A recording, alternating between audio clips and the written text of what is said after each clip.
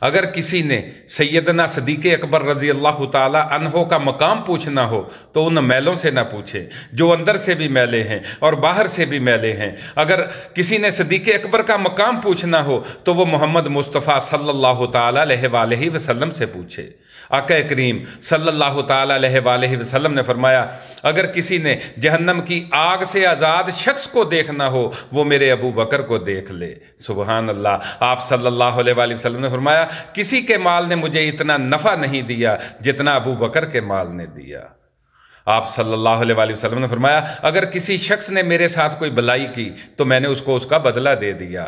آپ صلی اللہ علیہ وآلہ وسلم نے فرمایا لیکن ابو بکر کی اتنی بلائیاں ہیں میرے ساتھ کہ میں ان کو بدلہ نہیں دے پایا، ان کی بلائیوں کا بدلہ کل قیامت کے دن میرا اللہ ان کو عطا فرمائے گا۔ آپ صلی اللہ علیہ وآلہ وسلم نے فرمایا قیامت تک اسلام میرے ابو بکر کا مقروض ہے۔